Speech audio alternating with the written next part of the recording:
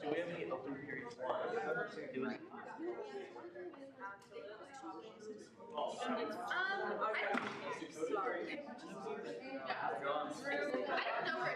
proxy, so he's on his own.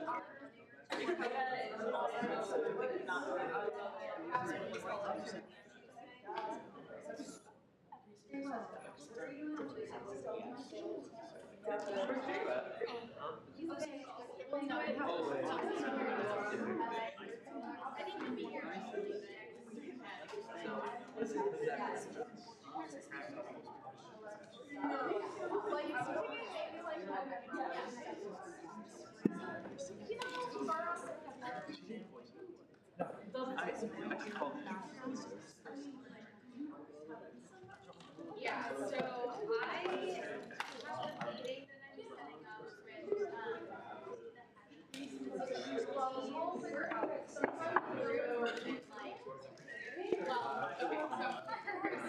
up we're gonna write a release about it, like, I'm gonna put all the data in a big, I'm not in a big spreadsheet right now, but what I can do is like, figure out like, No, but I was like, outside your conference and calling you like, no, I look at you know, like, there's like, activity, frame it in some way.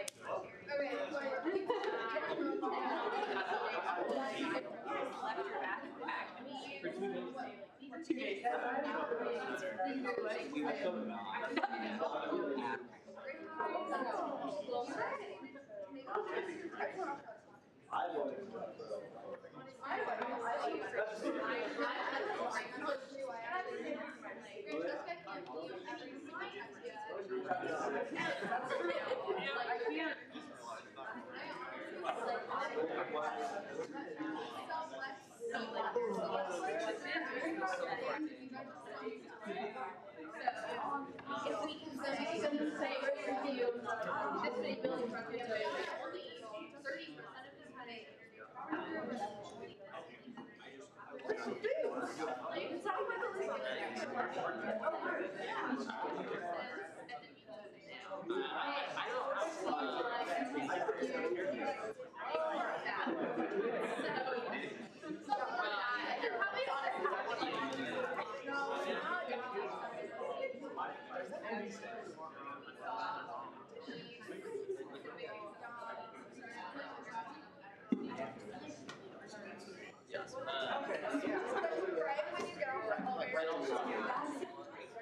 That is at least my idea of what we do with that.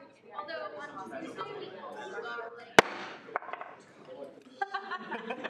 I now call this meeting of the 2023-2024 Student Governing Association Student Senate to order. Please rise for the Pledge of Allegiance. I pledge allegiance to the flag of the United States of America and to the republic for which it stands, one nation under God, indivisible, with liberty and justice for all.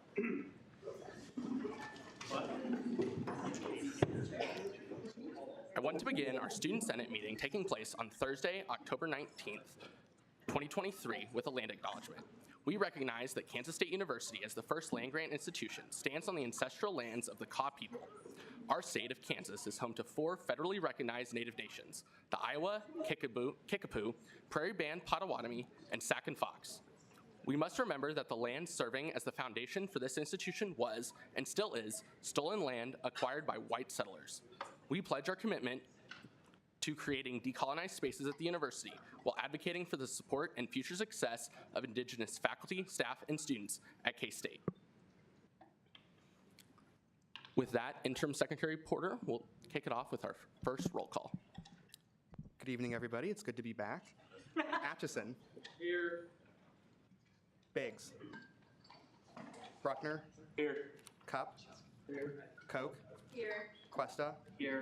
Dennis. Here. Drotz. Dunce. Here. Fogel. Glasscock. Here. Griffith. Here. Haynes. Here. Hartzell. Here. Heatherman.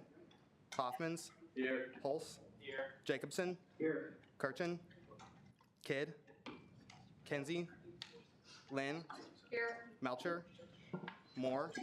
O'Malley. Here. Oury. Here. Rios. Here. Rivard. Here. Saya Carly. Here. Saya Nick. Here. Salmon. Here. Strunk. Here. Sushanik. Here. West. Here. Wingert. And Wolf. Here. Okay, thanks everybody.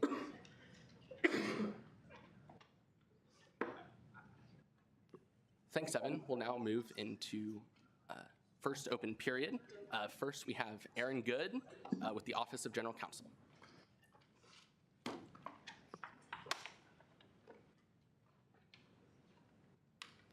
Please remember that during first open period to close your laptops.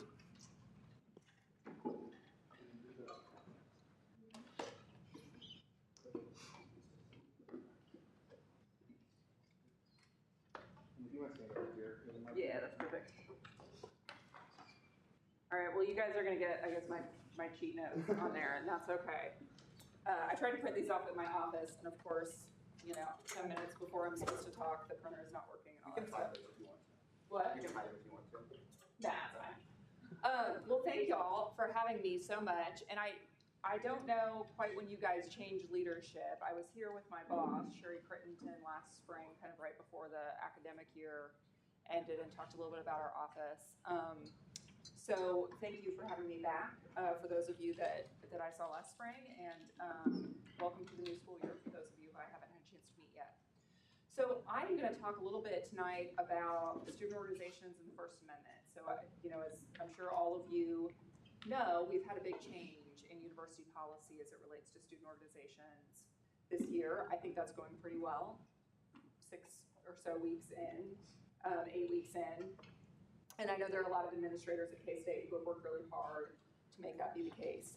So I want to talk kind of specifically about just a little kind of history lesson on the First Amendment and why that matters for us at K-State, and why it matters for all of you as folks making decision on funding of student organizations.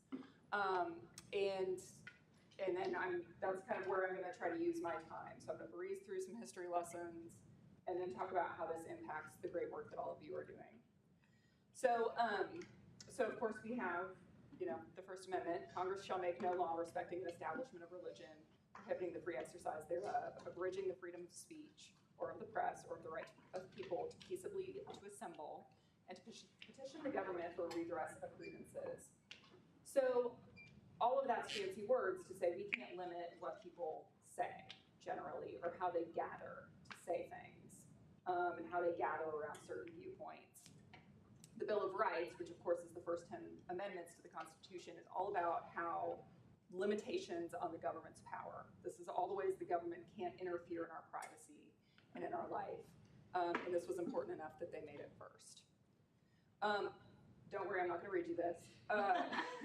Also, just to be aware of, the Kansas Board of Regents also specifically carves it out in its policies, which of course apply to K-State, that as student organizations are forming, we can't prohibit, we have to prohibit discrimination based on the protected classes, race, religion, sexual orientation, identity, etc. with a carve out for religious groups are allowed to require leadership that have a sincerely held belief in whatever the religious group seeks to promote. But basically, KBOR also puts this limitation on us too, to put on top of the First Amendment. So what is speech? Obviously, it's words, spoken or written. It's expressive conduct. So think about kneeling. Expressive conduct is sometimes choosing not to do things. You know, you all started your meeting with the Pledge of Allegiance, which is great. Some people choose not to stand and not to participate in that, and that is free speech in and of itself, a decision that I don't want to do that, or I don't want to make that pledge. And then pictures and other imagery. I'm going to pause for a moment to talk a little bit about flag burning, because there was really a landmark case. I don't know how I get to, like, scroll down. Oh, that works. Okay.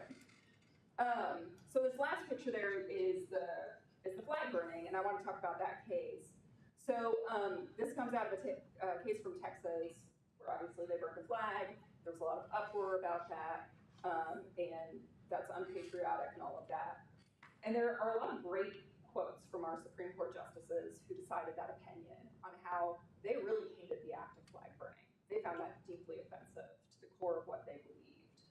But they felt like his right to do it, his right to engage in free speech and protest the government was more important. And there's this quote from Justice Scalia, and he cast the deciding vote in the case. Later in a speech, he gave this quote: "If it were up to me, I would put in jail every sandal wearing, scruffy bearded weirdo who burns the American flag. But I am not king." And I think that goes to the point our founding fathers were trying to hit at, that by having this First Amendment, by having this protection of speech, we're having a democracy and not a kingdom.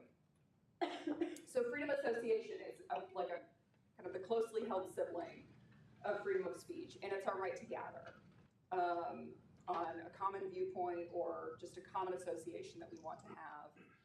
So I highlight this case, which is a famous case. You can probably tell from the year, out of the Vietnam War era.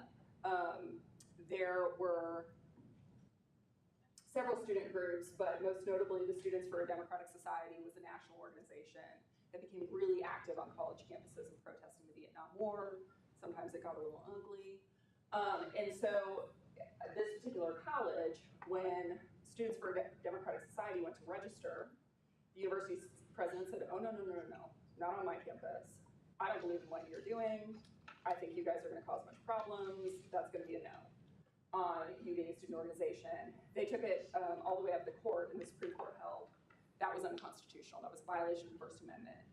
Because one, it was based on viewpoint. We can't kick out a student organization solely because we don't like their viewpoint, or it doesn't align with what we want the institutional values to be. And two, that it wasn't enough to kind of say there have been problems other places. There have to have been problems here on this college campus in order to deregister them. It's not enough to say they've caused problems elsewhere, so they'll probably do it here. So, of course, not all speech is protected by the First Amendment. So restrictions on specific types of speech I've listed out here. And I'm going to highlight discrimination, which has to be in the context of a student organization. What we're talking about there is, well, we're not going to allow this person into the group because this club's for girls only, or young women only. Or, oh, that person's not allowed to attend our student organization party because they're wearing a hijab. That's discrimination based on a protected class. That's illegal. So as we're looking at student organizations, as they're standing themselves up, with that limited exception of our religious organizations are allowed to require that their leaders have a sincerely held belief in that religion. Otherwise, you can't form a student organization that kicks out people based on a protected class. And there's one other carve-out, which is fraternities and sororities. There's kind of a carve-out that allows them to say it's a female, it's a sorority or young men fraternity. That's kind of an interesting space right now, though. I think with gender identity, there's a lot happening. So I think kind of stay tuned to see how that plays out in the court system. I think that's still kind of coming up and getting figured out. So hate speech. I think I put this slide together. I think there's often a conflation of that hate speech is not protected. Hate speech is automatically discrimination, and that's just not true. It has to kind of cross a threshold. So hate speech is speech that attacks kind of a group based on attributes, based on their ethnic origin, sexual orientation, and things of that nature. When we're talking about, they have to let those people in, right? If they cross into, we don't allow people of XYZ sexual orientation in, now we've crossed into discrimination. But if the group exists and speaks out against, well, we don't think this gender identity aligns with our values or something like that, that itself might be hate speech, and I might find it deeply offensive, but it's still protected speech.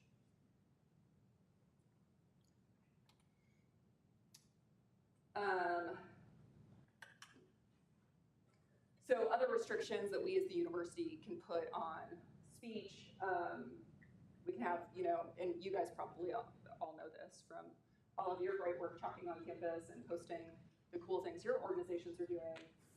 But we are allowed to have, you can only chalk here, you can only post here, you can't ruin our walls with your tape. Kind of viewpoint neutral type rules, registration deadlines, minimum number of members. So there are some levers that the university can pull to say, sort of, okay, we're not going to discriminate on viewpoint, but you've got to get enough people that have this viewpoint to come along with you. And as long as we're applying that equally, that's legal. This I covered, so we can't compel speech. We can't require someone to engage in the Pledge of Allegiance. We can't require someone to stand at the beginning of a football game, things of that nature.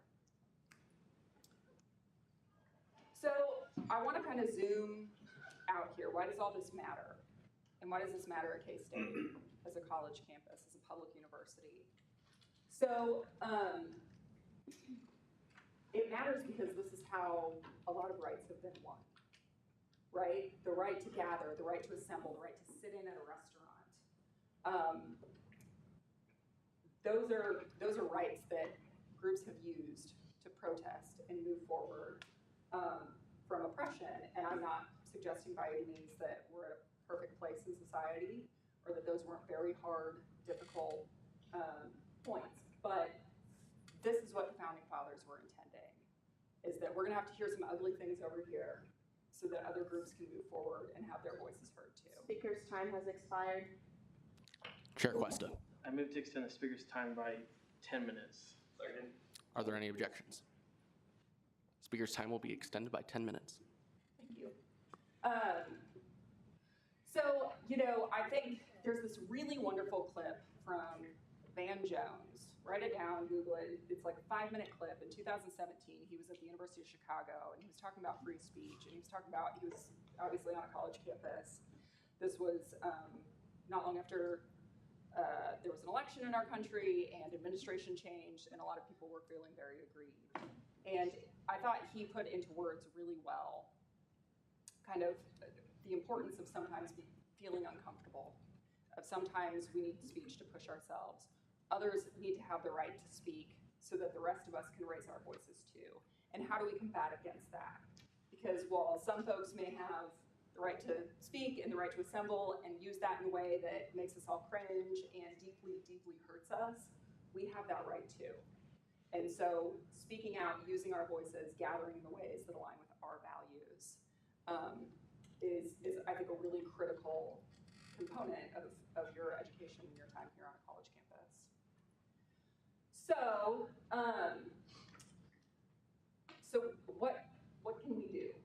What can we do with student organizations that come before us and they want to bring a speaker on campus and we say, please no, I don't agree with that at all, I want to get them out of here.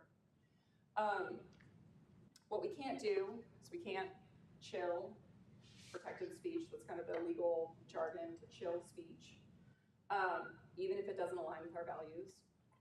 We can't make funding decisions or make registration decisions based on viewpoint. That goes to the case out of the Vietnam era that I talked about. We can't exclude access to facilities. Say, okay, here's your funding, but you're prohibited from McCain or the student union or whatever it is. And we can't kind of compel them to sign on to things like, our principles. So what we can do is certainly punish discrimination and criminal conduct where we encounter it. We can require them to comply with reasonable campus rules.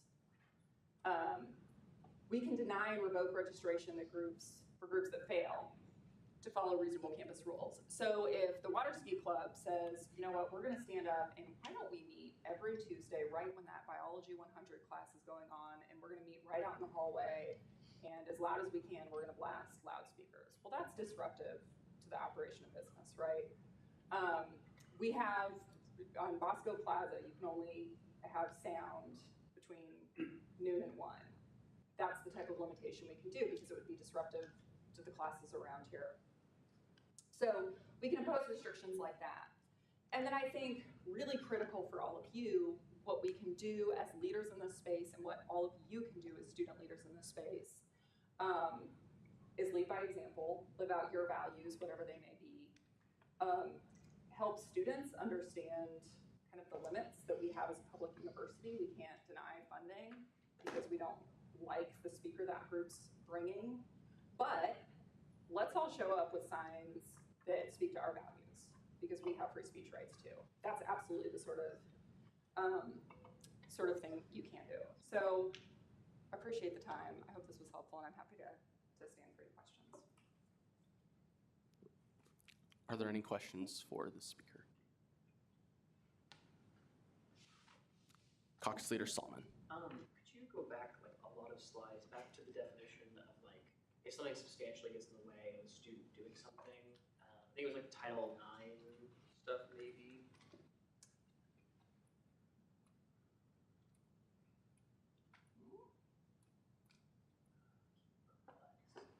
Seriously disruptive, is that what you're looking for? It was talking. You were discussing initially the kind of interaction between like what student organizations can do, right? And like if they go too far, like what substantially disrupting like protected groups means. What does like a student organization or individual or whatever on campus like prohibiting other students from like having equal access to do things? Like what is substantially in that case? I know it's vague, but I just Yeah. So if if you're blocking entrances to a building, that kind of thing. If a student is not able to go to class physically, not just that it might be a little harder to go to class because you have to walk through some ugly signs, but physically they are being restricted from class, then that's going to fall into that category of no longer protection because you're interfering with the operation of campus. Similarly, if there's targeted words, so maybe there's groups holding up offensive signs that don't align with, I'm trying not to be too specific in my examples, but there was the gentleman with the signs with the abortion. Okay. So he's out there, and he wasn't a student organization, but it goes to free speech. He can have those signs, and he can have that viewpoint, and he can have them here on our public campus. What he can't do is shout, "I hate you, woman," try not to point at anyone in particular, "I hate you, woman, because, you probably had an abortion or something." That targeted language is gonna cross a line. Whereas just announcing the viewpoint as a general philosophy doesn't. Does that make sense? Yeah. Okay. Chair Lynn. I know that in the past there has been some instances of hate speech on campus, and we always have the question of like, what is the line that student government can and can't cross in terms of like how we respond to instances of hate speech on campus? Could you maybe talk to that a little bit? I love this question. Thank you for asking it. Yeah, so I think, you all are a governmental body of K-State that is a public university. Therefore, you're an arm of the state. which is like a really big concept, right? But that goes to the constitutional. The state can't limit speech. The state, we have to be really careful about kind of endorsing certain political views or things of that nature. I think that you can absolutely condemn something where you feel like it crosses your values. What you can't do is take action to limit that person's ability from carrying it out. Does that answer your question? Yes. Caucus Leader Solomon. Kind of follow up what you were talking about earlier. In instances where, say, like an individual or group is like saying targeted things to a student or group of students, whatever, where it would cross that line substantial, what actions do you recommend like individual students take or us as kind of a body take to be able to recommend other people? For sure. So if you have concerns of discrimination, Office of Institutional Equity is here to address those. I think this is something, frankly, that the administrators are still sort of operationalizing. But the Office of Institutional Equity is always going to handle complaints of discrimination. We also have in our Office of Student Support and Accountability, it went by one name for the first 5 years I was here. I'm getting used to the new one. They have a dean that sort of specifically oversees all conduct, but organizational conduct. So to the extent, I think there's going to be a fact inquiry of, is this a concerted effort of the organization that they're saying we're all going to hold signs or we're all going to point at this person and, call them insert slur word. If that's a concerted effort, that's going to be an organizational violation and the organization might not get to exist anymore. And the individuals who engaged in that conduct could be looked at under the OIE policy for discrimination themselves. So report it. Speaker's time for questions has expired. Chair Lynn. I move to extend questions by 2 minutes. Any objections? Great. Just follow up on that. What if it is like an individual from outside campus? Does it function the same? I know we don't have as much jurisdiction over non-campus organizations, but how would that function? If it's happening here on campus, then we own it in terms of our OIE's ability to investigate it, to pursue something under our policy. Now, if it's kind of wholly off campus or wholly sort of not in association with the university program and activity, you're just on spring break and wherever, and it's a non-university student calling you that name, things of that nature, I don't know that the university can sort of investigate and have jurisdiction over that. Yep. Any further questions? All right. Thank you. Thank you all.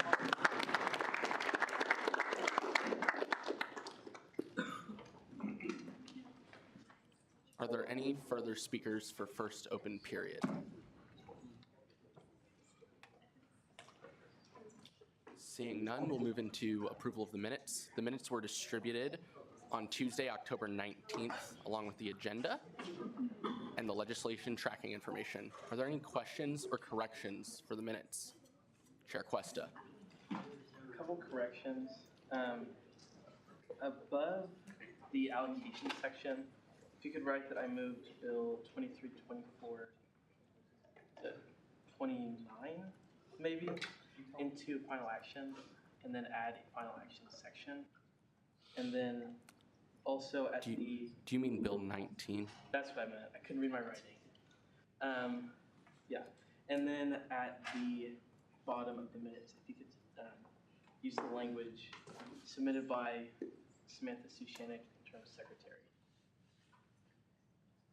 Okay. Are there any further questions or corrections for the minutes? Seeing none. Chair Cuesta. I move to approve the minutes as amended. Second. Are there any objections? The minutes will stand approved as amended. Moving on into announcements. If you're interested in tabling for SGA, we're looking for senators to learn more about student interests, and there's a link to sign up in the announcements.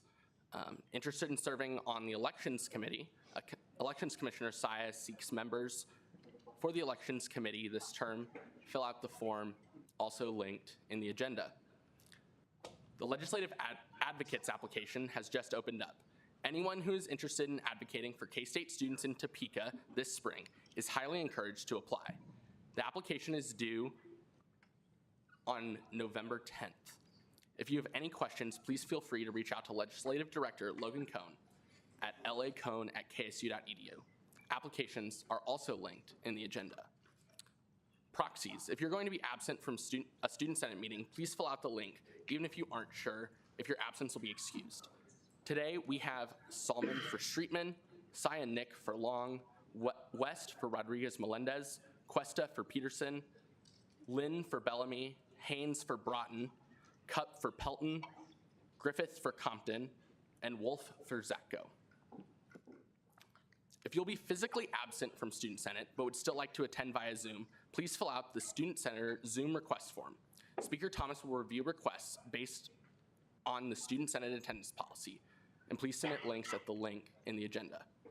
If you want to give props to someone in Student Senate, fill out the Senate shoutout form, the one linked in the agenda this week, and Interim Secretary Porter will read them at the end of our meeting. The SGA Members of the Week are the Phase 2 mentee class. This is the largest class we've had in almost 10 years. We are so proud of them getting sworn in this week and happy to welcome them to the organization.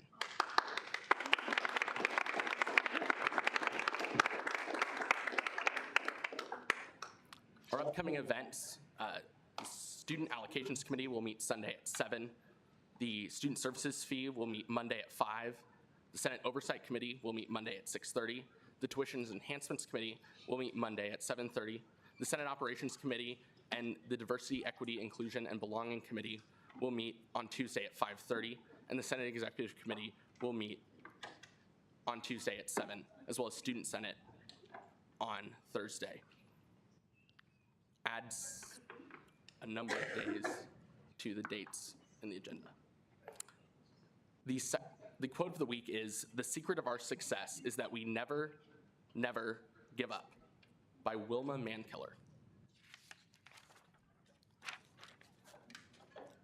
We'll now move into our commendations for this evening. First up is Resolution 232438. Is there a motion to consider this resolution? Senator Glasscock. I move to consider Resolution 38. Second. I move to give my speaking rights to Damaris Nieto Martinez. Please come forward.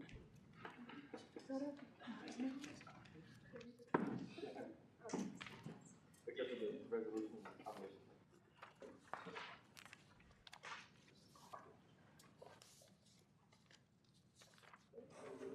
Authors Andrew Navarro and Joseph Bolino, sponsors Marilu Rodriguez Melendez.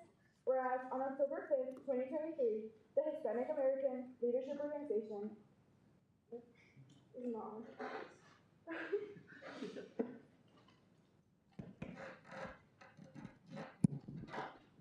I'll just restart that part. All right. Whereas on October 5th, 2023, the Hispanic American Leadership Organization, HALO, and the Department of Student Belonging and Inclusion hosted their 17th annual HALO Encuentro Leadership Conference. Whereas this event was attended by around 700 mostly prospective students from 25 different Kansas campuses. Whereas the cost of attendance was free to all the students to help break monetary barriers to help provide information about the unexpected challenges they may encounter during their college-gated years and how others before have overcome those challenges and attained their educational goals. Whereas this event also brought an experience to tour K-State and help them create relationships with K-State students. Whereas the administrators and students that held the event worked hard to acquire outside funding and marketed this event to a lot of different campuses near K-State. Whereas this event helped bring exposure into the culture of Hispanic students have uphold and promote here at K-State. Whereas three keynote panelists and former K-State HALO president Lilia Flores, Miguel Ramos, and Pamela Maynes spoke about their journey through higher education and the impact their culture heritage had on their success. Whereas there was also breakout sessions, workshops, dealing with the representation with college and future careers, exposure to different career paths, and applying and paying for college. Whereas this conference was catered by Kadobu, providing food to all the students, faculty, speakers, and event workers attending, as well as live Latin music by Rosendo Robles. Whereas through this conference, K-State appreciates the hard work that has been put into this event each year.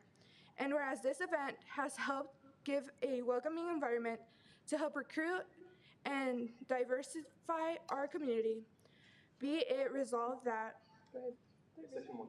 okay, Section 1, the Kansas State University Student Governing Association commends the Hispanic American Leadership Organization and the Department of Student Belonging and Inclusion Leadership for their ongoing efforts and commitment to bring together high school and college students to learn about opportunities within higher education. Section 2, upon passage by the Student Senate and signature of the student body president, a copy of this resolution shall be sent to speakers of the conference, Lilia Flores, Miguel Ramos, and Pamela Maynes, singer Rosendo Robles, Halo President Israel Quinaus, Halo Vice President Yami Sanchez, Assistant Vice President of Student Belonging and Inclusion Mirta Chavez, Director of Intercultural Learning and Academic Success Dr. Deborah Bolton, Director of Diversity and Multicultural Student Life Kevin Santos Flores, Assistant Director of College Access and Community Engagement Dr. Graciela Berman, Multicultural Student Program Coordinator Brandon L. Clark, Student Inclusion and Belonging Program Administrator Adam Carr, Vice President for Academic Support and Student Affairs and Dean of Student Dr. Thomas Lane, and University President Dr. Richard A. Linton. Are there any questions or corrections for the resolution? Seeing none, is there a motion? Chair Lynn. I move to approve resolution 38 unanimously. Second. Are there any objections? Seeing none, resolution 38 stands approved.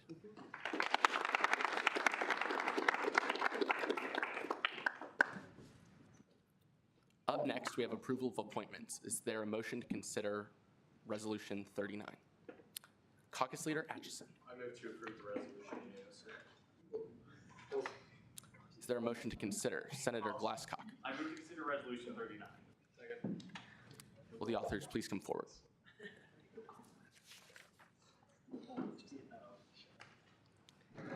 Howdy. All right, resolution 23-2439, approval of the amazing KSU SGA Phase 2 mentees. Authors Andrew Navarro and Jacob Hoffman, and sponsors Bobby Bruckner.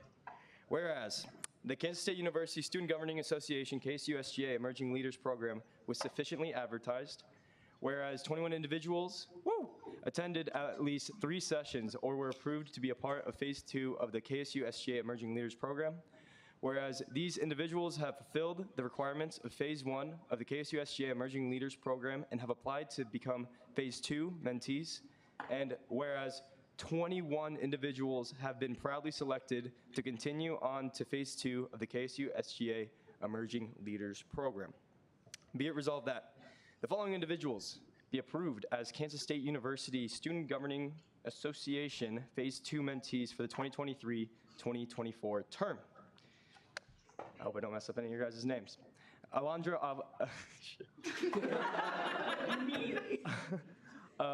Alvarez, Brayton Bruggen, Evelyn Ediger, Sophia Glanville, Anna Heinge, Emma Holmes, Ashley Keeley, Andrew Lee, Abdullah Mansour, Brianna Nice, Damias Nieto Martinez, Nisa Olson, Caden Parker, Troy Pert, Brody Piles, Dallas Rice, Ben Richenberg, Kirsten Sipes, Cameron Thompson, Sean Wagner, and Rachel Williams. Section 2, upon passage by the Student Senate, the individuals listed above are to be sworn in to be Phase 2 mentees. Are there any questions or corrections for the author? Seeing none, Caucus Leader Atchison. I move to approve the resolution unanimously. Second. Are there any objections? Seeing none, resolution 39 stands approved. Will all our Phase 2 mentees please come up to be sworn in?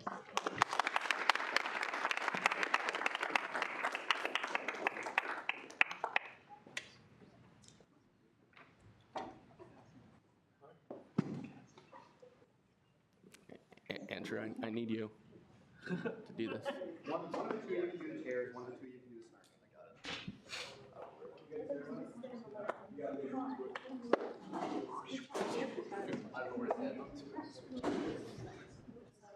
All right. I need you guys. Do they have to cross? Do they have to cover hearts? All right. Raise one of your hands. Okay. And then say, it's just I will after this. Okay. Sorry guys, I'm new to this. All right. I do solemnly swear or affirm that I will faithfully execute the office of mentee and will, to the best of my ability, preserve, protect, and defend the Constitution of the Kansas State University Student Governing Association. I will. Okay, sweet. All right, now I wanted you guys to all say name, major, year, and favorite smell. And hometown. Mentors, pay attention. Okay, thank you. My name is Sophia Glanville. My pronouns are she, they. I'm from Cottonwood Falls, Kansas. My major is mechanical engineering. I'm a sophomore, and my favorite smell is my dad's cologne. My name's Ashley Kelly. I'm a freshman. I'm from Kansas City, Missouri. My major right now is undecided, and my favorite smell is mint. I'm Sean Wagner. I'm from Satana, Kansas. I am majoring in accounting and finance, and my favorite smell is pumpkin pecan waffles from Bath and Body Works. All right, my name's Brayton Brugan. I'm from Lewisburg, Kansas, majoring in food science. I'm a freshman. My favorite smell has to be freshly cut grass. Hey guys, my name is Abdullah Mansour. I'm from Bahrain, which is outside this country. Yeah, it's right next to Saudi Arabia. It's a small island. Just figured I want to say that. But my major would be political science, and I'm a junior.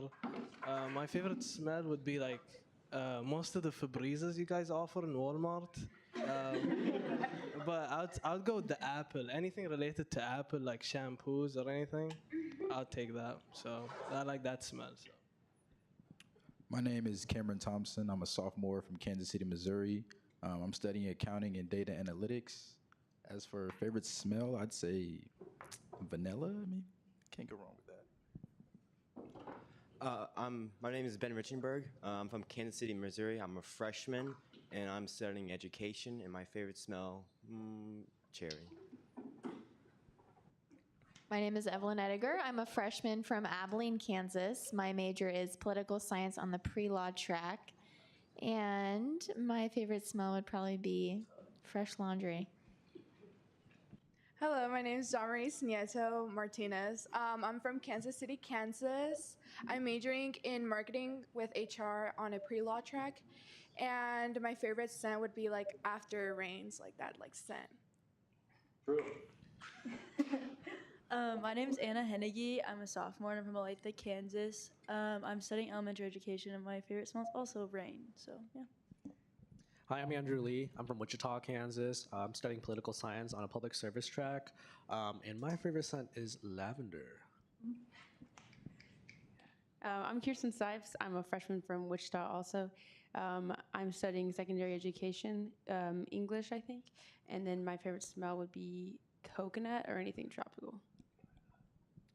Hi, I'm Caden Parker. I'm a freshman from Waterville, Kansas. I'm studying accounting and data analytics, and my favorite smell is fresh baked cookies. Hi, my name is Brandon Neese. I am a sophomore. I'm from Wichita, Kansas. My major is environmental science, and my favorite scent is vanilla coconut.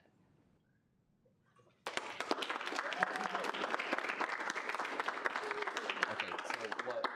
All right, we're gonna grab a chair and face that way. Yeah, straight up. So there's chairs over here. I know. It's not over.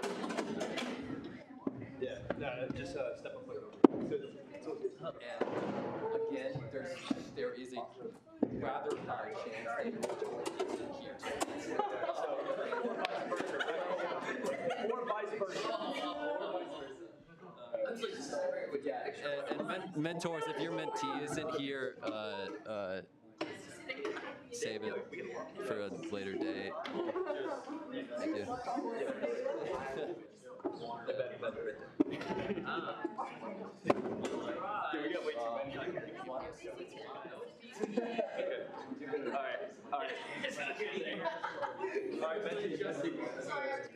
Look that way. Look that way. Everyone look that way. No peeking. No peeking. Damaris. Keep going. Mentors, are you ready? Stand up. Stand up. Get ready. No, don't stand up yet. Sorry. Sorry. You up. Before we start this, so you have time to meet your mentee, I'm going to ask for a 7-minute recess. Senator Griffith. I move to recess for 8 minutes. I object. Is there a second? Second. It's been moved and objected to. All in favor of recessing for 7 minutes, please raise your placard now. 8 minutes. All opposed, same sign.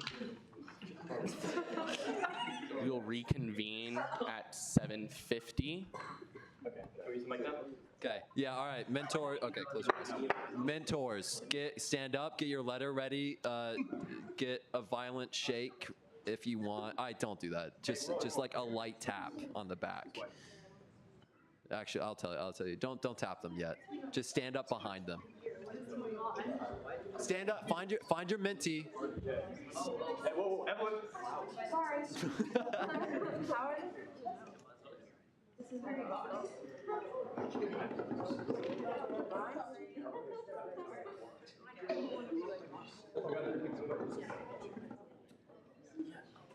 Do this. Okay. Oh, this is. Are we ready? This is so sad. I think this is it, right? Yeah. Is okay? Okay. All right. Tap him on the shoulder. Okay. 3, 2, 1, go. And if you don't get tapped, I'm so sorry.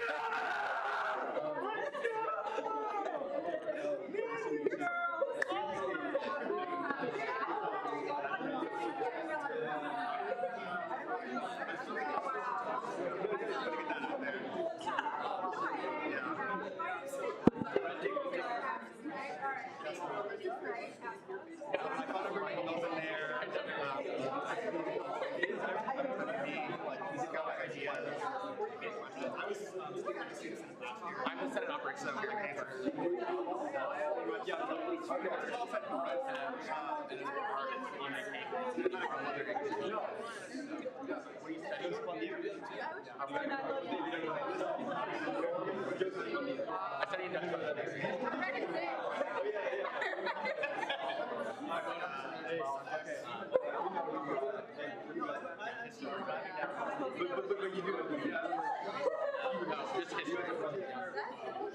Where are you living?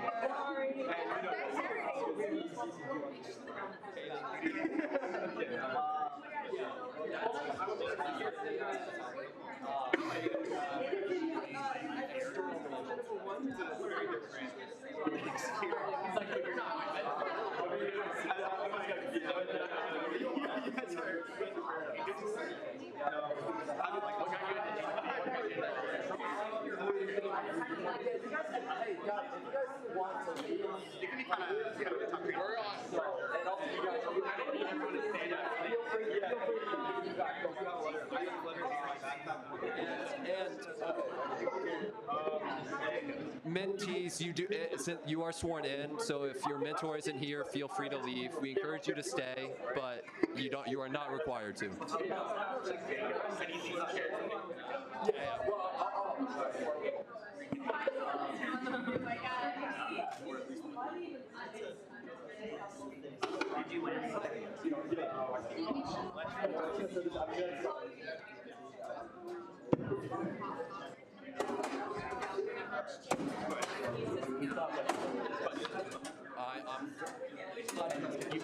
sorry. It's so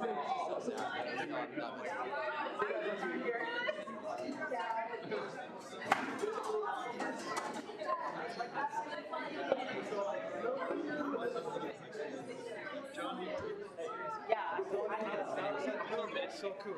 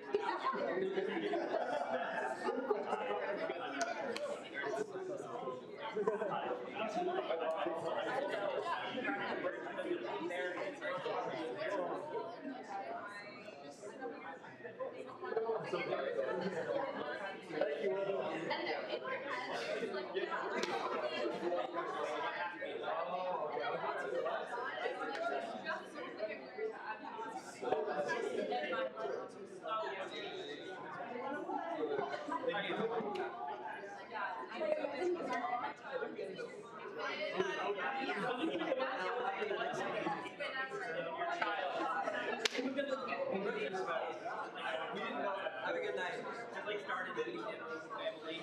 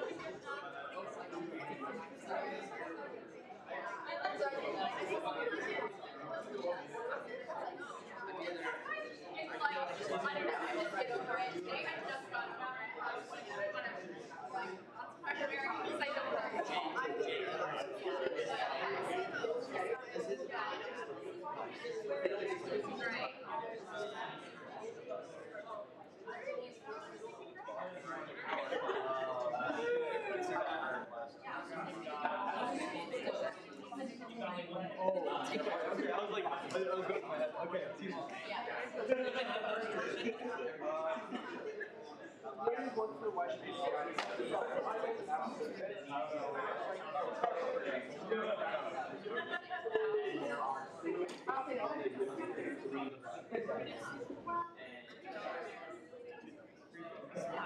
I'll email it to you.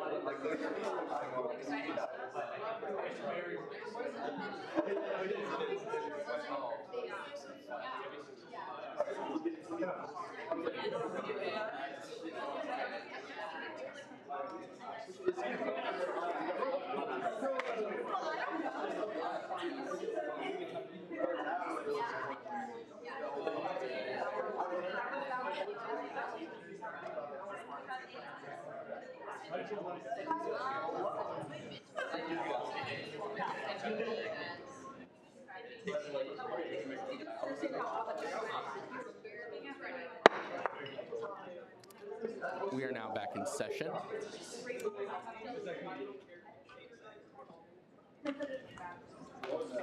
Moving into committee reports, are there any committee chairs who would like to give a report tonight? Chair Lynn.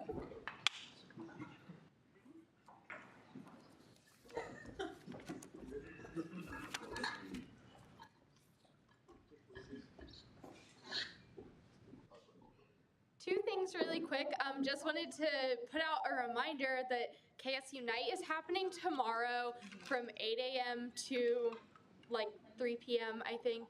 But it's an all-day event. You can get lunch if you want.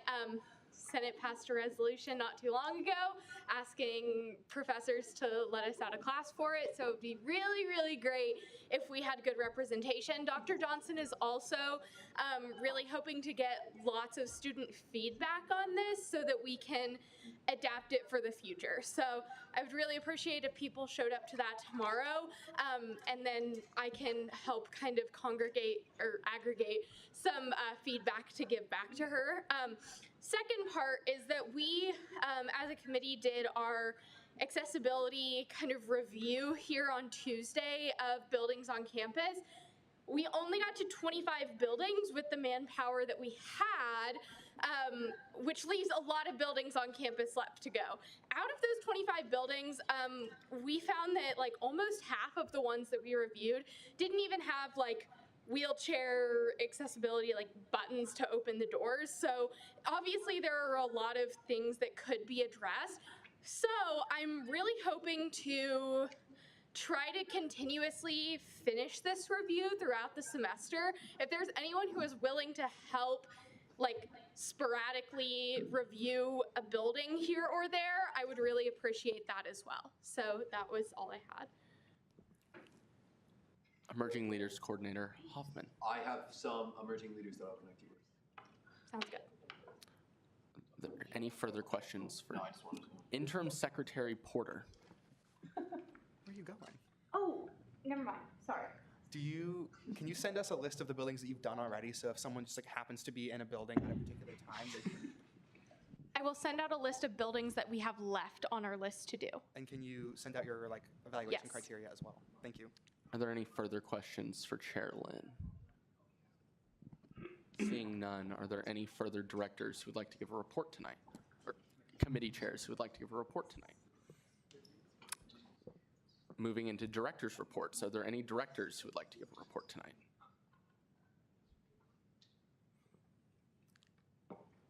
Seeing none, we'll move into approval of allocations.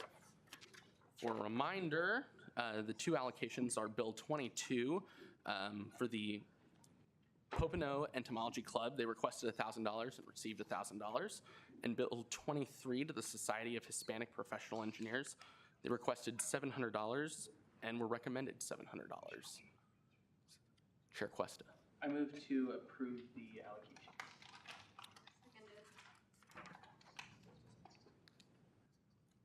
Are there any objections? Seeing none, the allocations stand approved. Next, we'll move into final action on Bill 23, 24, 25. Will the author please come forward? Chair Lynn. I move to table Bill 25 until next Student Senate meeting. Chair Lynn moves to postpone Bill 25 until next week. There's been a second. The motion to postpone is a debatable motion.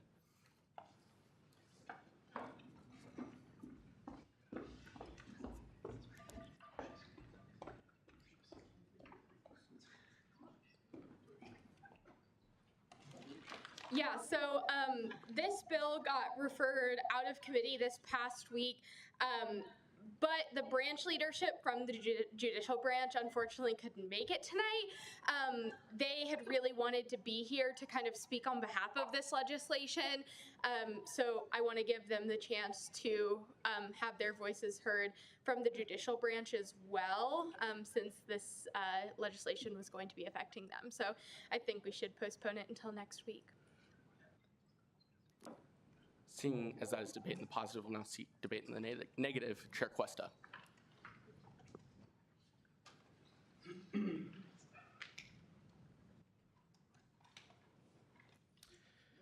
Yeah, I think that we have a 2-week process for bills for a reason. And that reason being, we introduce bills and a week after, we move them into final action so that in the interim, we can do research as needed to make an informed decision. The reason that we don't go longer than that process is so that we don't forget the reasons that we have come to conclude on each bill. I also think that just because leadership isn't here doesn't mean that the people in this chamber are incapable of making an informed decision. Neither the branch leadership of the judicial branch are authors or sponsors on this piece of legislation. We have the author present tonight if we have questions on this legislation. I would encourage you to vote against the motion and vote your conscience on the bill. Thank you. Seeing as that was debate in the negative, is there further debate in the positive? Chair Sushanik. I would like to defer my speaking rights to Jeremy Cannon. Okay, Jeremy.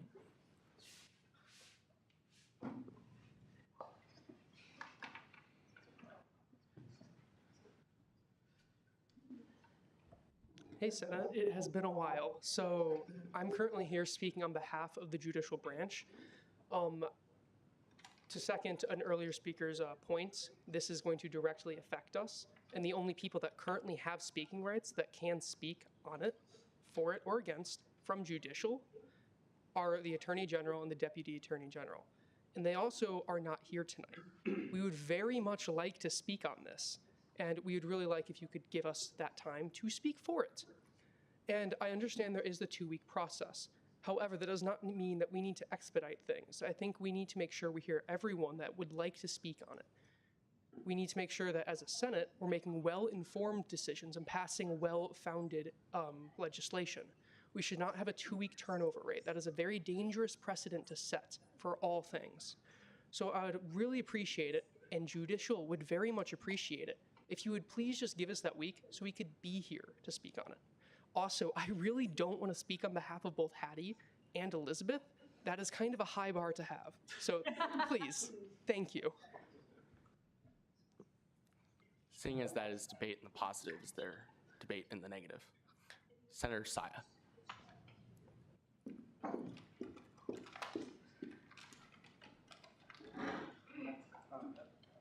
All right, so I want to be transparent with everyone that I have serious reservations about this legislation. I say that because I used those reservations to explore conversations with members of Judicial since this legislation was introduced. I wanted to hear what their perspective was on what rights specifically they felt like they lacked in Senate and what they were looking for. And it's through those conversations that I disagree with the framing that this is Judicial's legislation, specifically because the members that I talk to don't really want debating rights. They want rights to report. Certain members want officers in Judicial to be able to give reports the same way that cabinet members can. Please keep the debate on the motion to postpone. Yes, Okay. yes, sorry. Ultimately, what that amounts to is that they don't really see a need for debating rights. I think that's significant because that's what this legislation does, is it gives members of Judicial debating rights. Now, I want to be very clear. Members of Judicial that I've spoken to are in favor of this legislation because it gives them more rights than they had before. But I think we are framing it as something that they sort of wrote themselves or were really seriously in the process of. And I just don't see the alignment between this legislation and what Judicial members are actually looking for in this chamber. So like I said, I'm against this legislation. Take that bias as you will, given this debate. But I think we should vote on it tonight because I don't think it aligns with Judicial's priorities. Seeing as that is debate in the negative, is there further debate in the positive? Chair Long.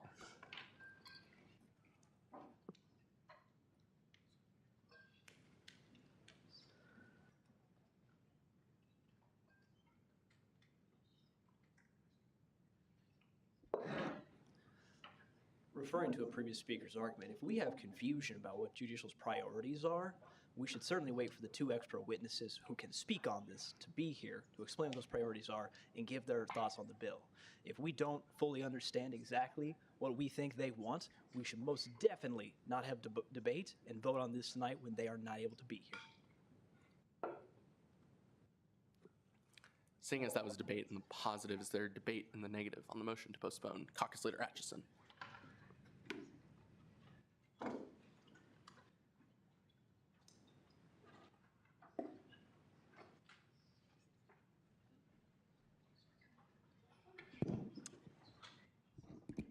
Yeah, so what's up, everybody?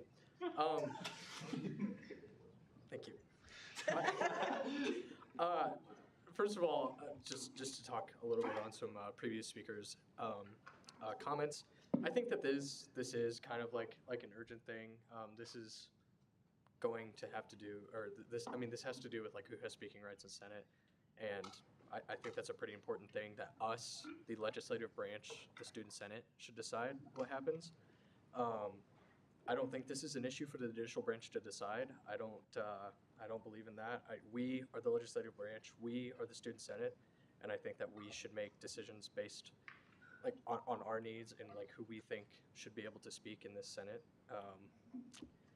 I just think that is our decision to make, and I think that we have the author for this bill here tonight, and I think we have plenty of people here who would be more than willing to defend this bill if it were to be voted upon tonight. So, thank you. Seeing as that was debate in the negative, is there further debate in the positive? Senator Glasscock.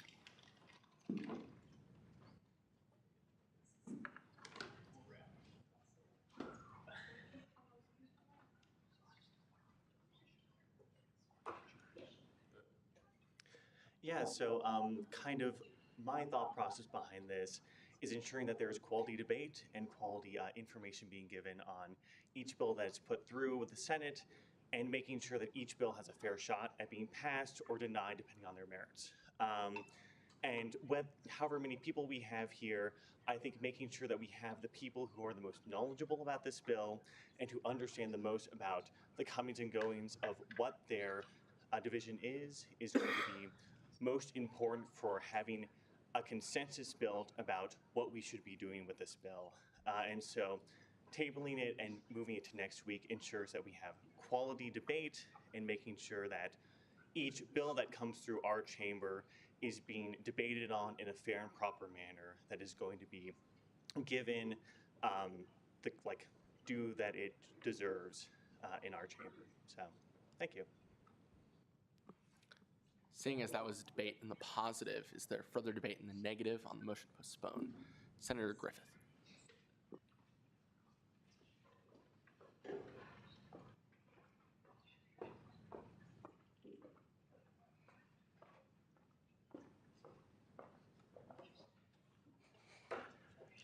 Hello, well, I'm on the Senate Operations Committee, and a motion to postpone was made and then shot down in the committee because we viewed that there was enough knowledge within here at legislature to not require the judicial branch here, and especially because we have members from the judicial branch here today who can speak for it.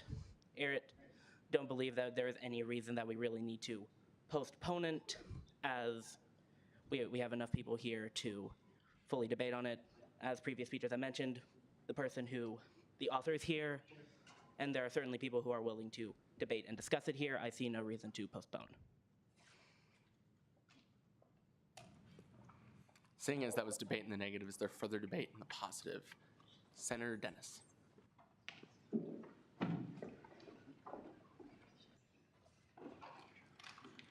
While I would like to agree with some previous speakers who have said that, yes, our judicial branch isn't here and this does affect them, so especially Hattie and Elizabeth, I would also like to point out that we don't have as many of our senators here tonight, and so I do not believe a vote to vote on this tonight would be representative of the Senate and therefore of the school, and therefore I do think we should still postpone it until next week. Thank you.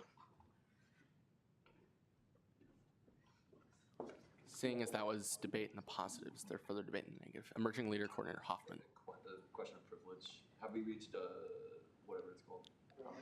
What are we at? 5 positive, 4 negative, 1 Right, we're right there. Caucus Leader Kermer. Question of privilege. Can you remind us how many proxies we had for tonight? So far, at roll, we had 31 senators present. With proxies, we had 42 total voting members. There are, from my recollection, there are 48 sworn in and qualified senators. Point of information, one of the proxies has returned, so we have 10 proxies as of right now. Emerging Leaders Coordinator Navarro. Question of privilege. Is the interim speaker and interim secretary allowed to vote on this?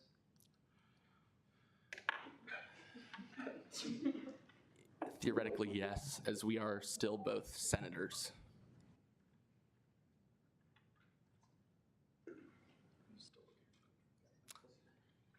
Given this, is there further debate in the negative? Senator Shrunk.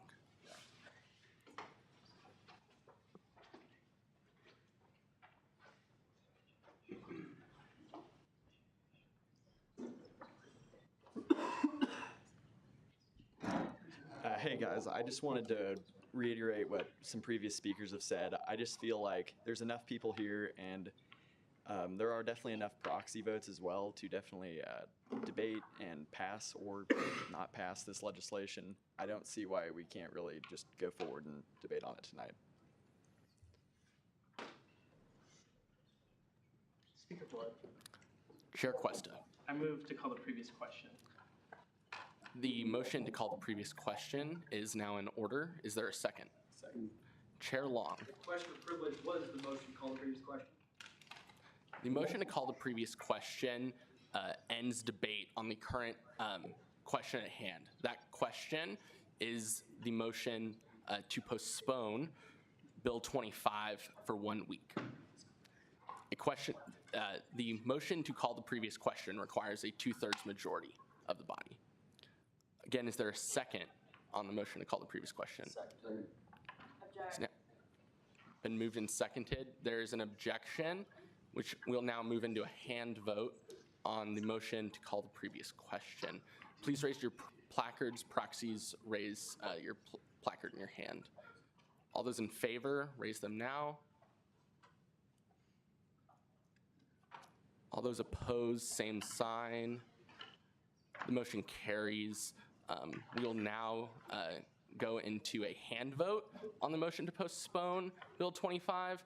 This just requires a majority. So all those in favor of postponing Bill 25 for 1 week, please raise your placards now. Proxies raise 2. All those opposed, same sign. Motion carries. I move for division. Okay, there's been a motion for division, so we will go back and vote for the positive and the negative. We'll then count all of the ayes and nays between us. So all those in favor of postponing Bill 25 for 1 week, please raise your placards now. Proxies raise 2.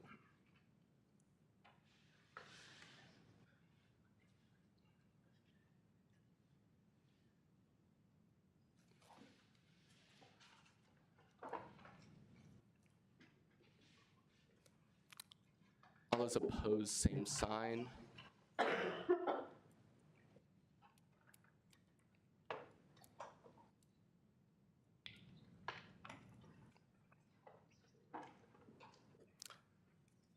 That motion carries on a vote of 22 to 14.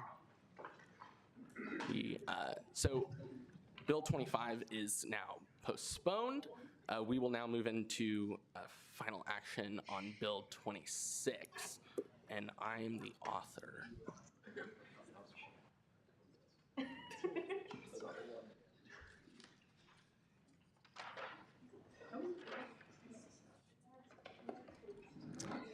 So yes, Bill, there have been no question.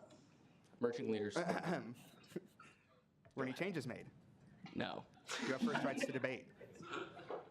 Thank you. Basically, like going over the past couple of weeks even, I'm continuing as Senate Operations Chair to receive a number of different corrections and just inconsistencies between our different governing documents. One, for instance, like even somewhat affected tonight on the use of the intern program versus the mentee program, and who really has the power and authority to swear people in. And so just being able to kind of collectively review our governing documents, these changes are going to occur, and we're going to need to find consensus and review as we go, because just as we go through that legislative process and as us all, we're not infallible. And so this is one of those like first steps on really getting there of like, what are our processes? What are the areas that may be vague? What are kind of the edge cases like tonight when both the speaker and pro tem aren't available to change the meeting? What are the powers and authorities of the acting speaker and acting secretary in terms of voting or not? Those are all things we've kind of passed through institutional knowledge in the past, but haven't really gone through and voted on, and haven't really codified within our statutes and our bylaws and our Constitution. And so that's really the main goal of this committee, why I think it should be formed, and why I think it would really provide a lot of benefit and equity to all members of KSUSGA.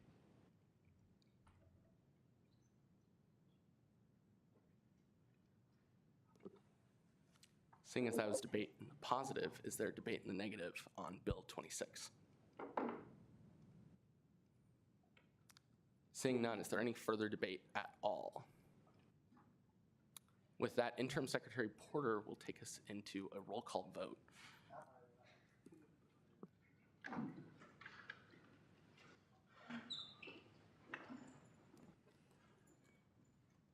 Atchison. Yes. Bellamy. No by proxy? Biggs. Yes. Blood. Yes. Broughton. Yes by proxy. Cup. Yes. Bruckner. Yes. Koch. Yes. Compton. Yes by proxy. Cuesta. Yes.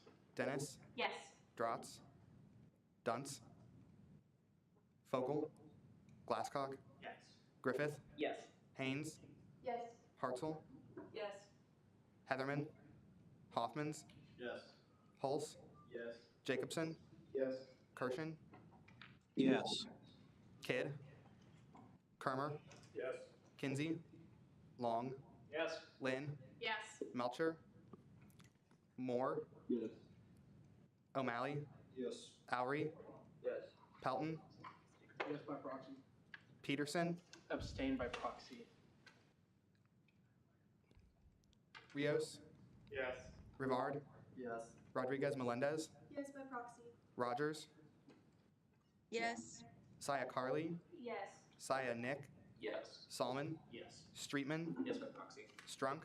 Yes. Sushanik. Yes. West. Yes. Wingert. Wolf.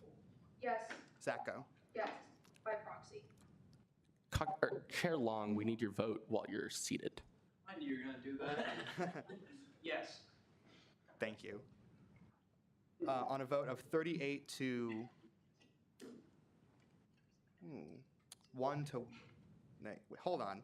Someone else voted no, right? There were 2 no's? No? 1 no? Okay, I lost count. 38 to 1 to 1, that will pass. Thanks, everybody. Exhausting our final action, we'll move into introduction of allocations. Bill 27 is the student allocation to the Asian American Student Union. There's 13,000. They requested $1,362.20. We recommended 1,000. Bill 28 to the Black Student Union, they requested 1,000. They were recommended 1,000, and Bill 29 to the National Society of Black Engineers, they requested 400. They were recommended 400. Is there a motion to consider the allocations?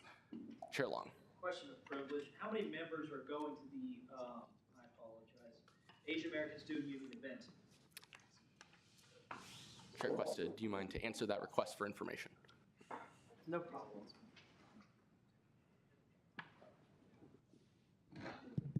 $11 students are going. Yep. Are there any further questions or corrections? Is there a motion to consider the allocations? Senator Griffith. I move to consider the allocations. Second. Yeah. All right. Now we have exhausted our legislative agenda for the night, and we'll move into a second open period. Are there any speakers for second open period? Senator Griffith.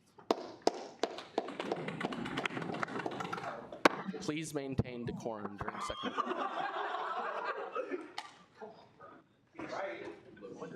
Feeling power hungry, are we, Brian?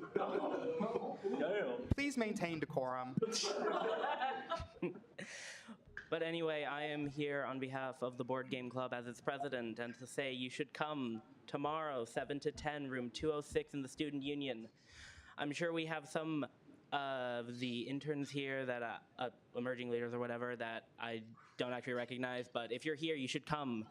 If you have a mentee, you should tell them to come, and you should come yourself. We could always have more people coming. I mean, come on, it's board games. Who doesn't like board games?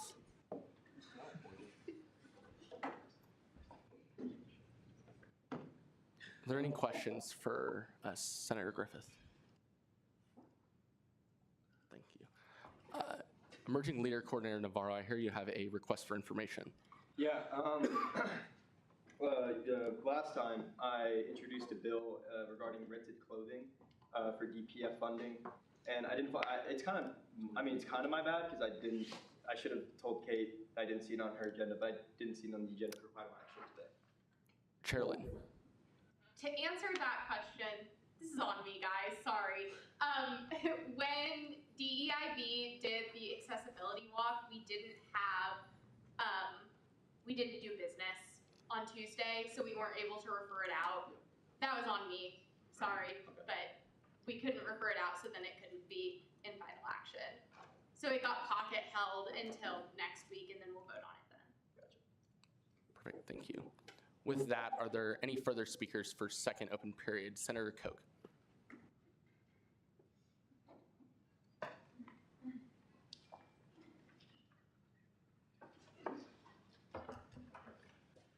Hey guys, really quick, next week, Jardine Tower of Terror, it is right after Senate, so go to Tower of Terror before you go to speak, because why not, it'll be fun. Jake Brown and I will be scaring some people, so come check it out. Are there any questions for Senator Koch? Emerging Leader Coordinator Navarro. Is this going to be scary? We hope so. Are there any further questions for Senator Koch? Thank you. Point of information. State your request for information. Does the interim secretary have access to the Senate shout-out form? I do. Excellent. Are there Some any? will not be getting read. Are there any further speakers for second open period? Chair Sushanik.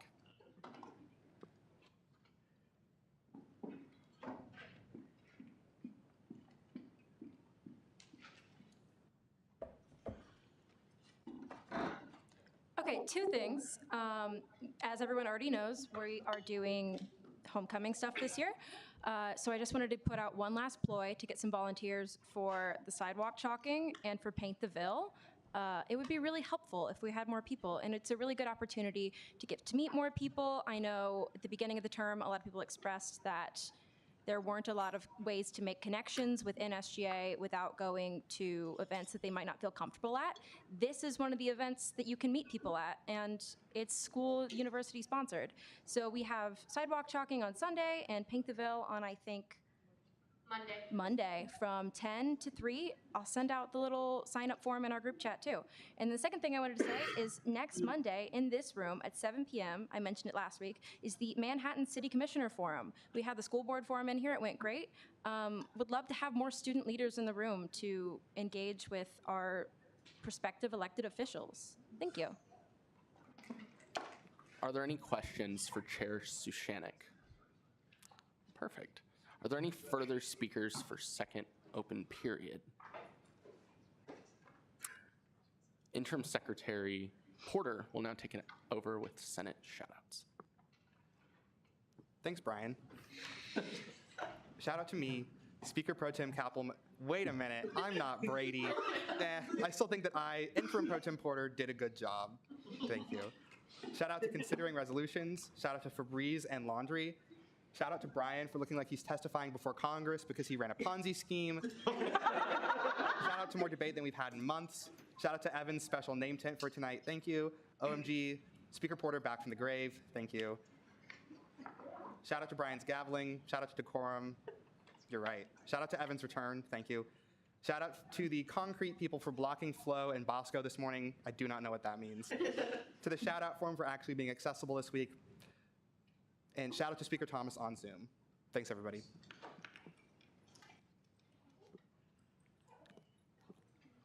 We will now move into our second roll call. Atchison. Biggs. Bruckner. Here. Cup. Here. Koch. Here. Compton. Nope, never mind. Cuesta. Here. Dennis. Here. Drotz. Dunce.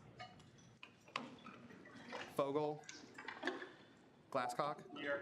Griffith. Here. Haynes. Here. Hartzell. Here. Heatherman.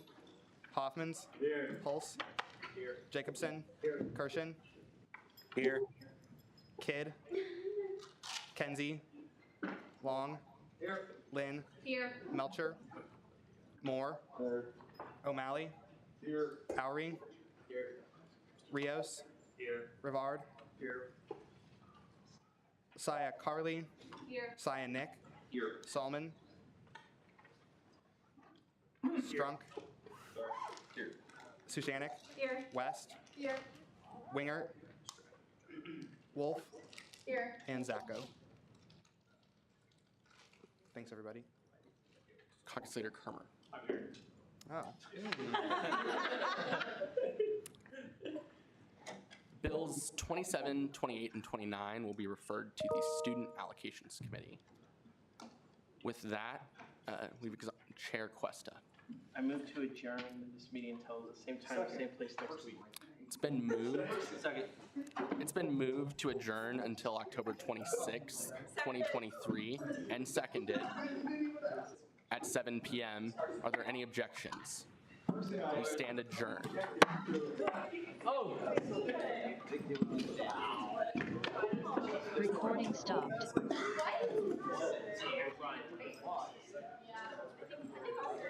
You've never played with me ever.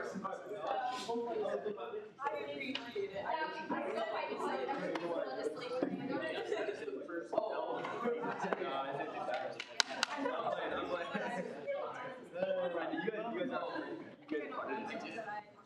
I'd imagine I found it in the first.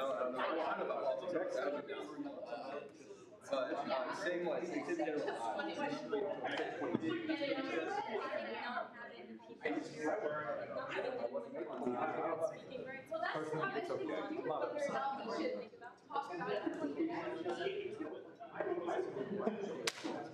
Are you still guys? Are you guys still getting dollaritas? But I also think that that is failing up the ground. Hey, I don't want to go get beer with your uncle.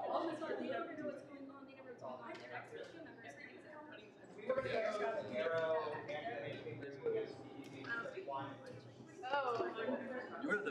Well, you can do that. I'll go home with Jacob. Watch Star Wars. Oh,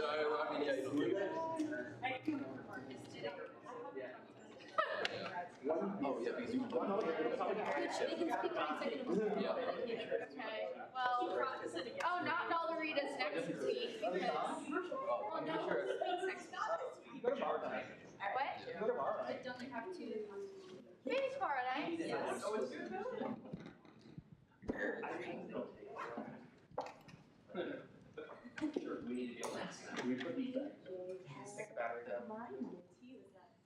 Yeah. I had to let, what do you want me to do? What? Is it physical letter? You did. Yeah, It's Then Nick went up there. Yeah, I guess it was like, it was Scott, and I was like, what? They did. I know, but I didn't want it. You wanted it to fail tonight. This will. Well, seeing as not one single person has come to me to explain any of their concerns with the legislation, I would have been a little mixed if we voted on it tonight. I don't want to. Vote on it next week. Just putting that out there to the room, in case anyone would like to come talk to me about my legislation. Were you guys? Was she here for you guys tonight? No, yeah. So I feel it makes you feel so much better. No, yeah, no. It wasn't you, obviously. I'm parked in front of Anderson. Not in that parking garage. I'm just sitting in their team. I know. So I'm just not even gonna deal with it anymore. not doing it. You do it. No, I can't walk here in my heels. Bring a big shoe. Or I could just drive and park somewhere else.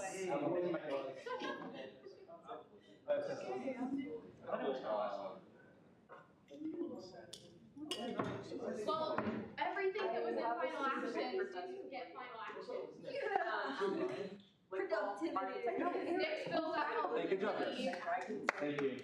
Postponed mine. I forgot about the one for DEI, so that one was on me. We could have done that tonight. That was a really big swing and miss on my part.